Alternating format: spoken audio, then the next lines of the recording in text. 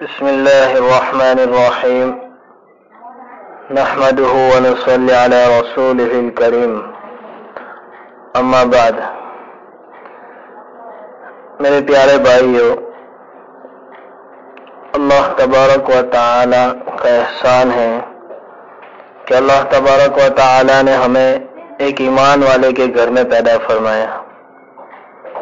ایمان والے کے جو فضائل ہیں اس کو ہم بارہا سنتے ہی رہتے ہیں۔ تو میرے محترم دوستو، ایمان والا کوئی بھی عمل کرے گا تو اس کو دنیا میں بھی کامیابی ملے گی اور آخرت میں بھی کامیابی ملے گی۔ اور غیروں کے اندر کیا ہے کہ وہ کوئی اچھے کام کرتے ہیں تو اللہ تبارک و تعالی ان کو دنیا میں تو اس کا کوئی نہ کوئی بدل دے ہی دیتا ہے، چاہے وہ کتنا ہی سخی ہو، کتنے ہی روپے پیسے خرچ کرنے والا ہو، تو اس کا بدلہ اس کو دنیا میں ہی مل جائے گا۔ لیکن ہمارے لیے یعنی ایمان والوں کے لیے اللہ تبارک و تعالی نے دنیا اور آخرت دونوں جہاں میں بدلہ رکھا ہے۔ اس لیے ہمیں بھی چاہیے کہ اللہ تبارک و تعالی نے ہمیں جو کچھ بھی دیا ہے اس کے اندر سے خوش دلی سے اللہ کے راستے میں خرچ کریں، غریبوں کے اوپر خرچ کریں، مساکین کے اوپر خرچ کریں، تو انشاءاللہ دونوں جہاں میں اللہ تبارک و تعالی اس کا بہتر بدلہ عطا فرمائیں گے۔ آج ہمیں جو بات بیان کرنا ہے وہ ہے حضرت عبداللہ ابن مبارک رحمۃ اللہ علیہ کی سخاوت۔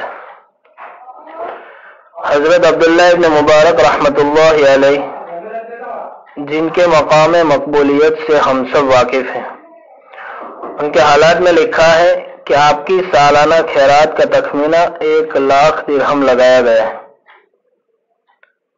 ایک شخص جو 700 درہم کا مقروض تھا، حضرت عبداللہ ابن مبارک رحمۃ اللہ علیہ کے پاس آیا اور اپنے قرض کی ادائیگی میں مدد کی درخواست کی۔ حضرت نے اسے ایک تحریر لکھ دی اور کہا کہ فلاں جگہ میرا منشی ہے، یہ جا کر اس کو دینا اور وہاں سے رقم وصول کر لینا۔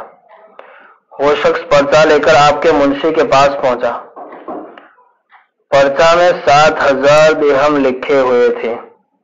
منشی نے اس شخص سے پوچھا کہ تم نے کتنے درہم کی بات کی تھی؟ اس نے کہا کہ میں نے 700 درہم مانگے تھے۔ تو منشی یہ سمجھا کہ حضرت سے سہون 700 کے بجائے 7,000 لکھے گئے ہیں، اس لیے اس شخص کو انتظار کرنے کو کہا کہ میں تمہیں تحقیق کر کے بتاتا ہوں، اور حضرت عبداللہ ابن مبارک رحمۃ اللہ علیہ کے پاس رکا لکھ بھیجا کہ شاید آج جناب سے سہون 7,000 لکھے گئے ہیں، اب آپ جیسا فرمائیں ویسا معاملہ کیا جائے۔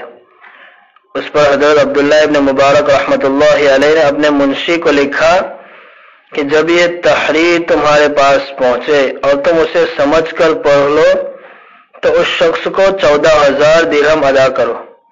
تو اس منشی نے جواب لکھا کہ اگر یہی طرز عمل رہا تو بہت جلد سارا سرمایہ جاتا رہے گا۔ منشی کے اس جواب پر حضرت عبداللہ ابن مبارک رحمۃ اللہ علیہ ناراض ہو گئے اور لکھا کہ اگر تم میرے منشی ہو تو میرا حکم نافذ کر دو، اور اگر تم مجھے اپنا منشی سمجھتے ہو تو آؤ تم میری جگہ بیٹھو، میں تمہاری جگہ پر بیٹھوں گا اور تمہارے حکم کی تابعداری کروں گا۔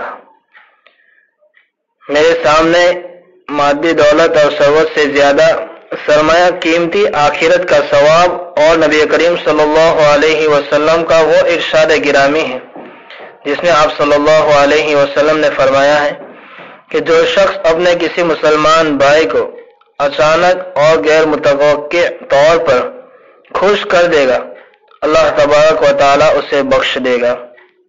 اس نے مجھ سے 700 درہم کا مطالبہ کیا تھا، میں نے سوچا کہ اس کو 7,000 ملیں گے تو یہ غیر متوقع رقم پا کر وہ بہت زیادہ خوش ہوگا اور فرمان نبی صلی اللہ علیہ وسلم کے مطابق میں ثواب کا مستحق ہوں گا۔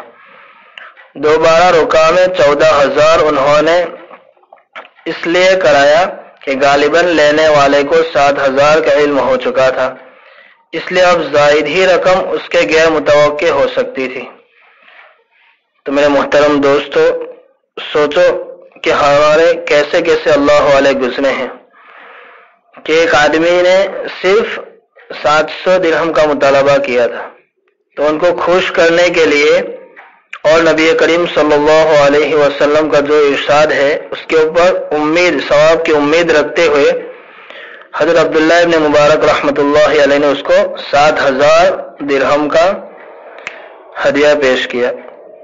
جب ان سے منشی کی جو بات چیت ہوئی اس کے بعد ان کو لگا کہ 7,000 کے بارے میں اس شخص کو پتہ چل گیا ہے، تو انہوں نے اور زیادہ بڑھا کر 14,000 کر دیے۔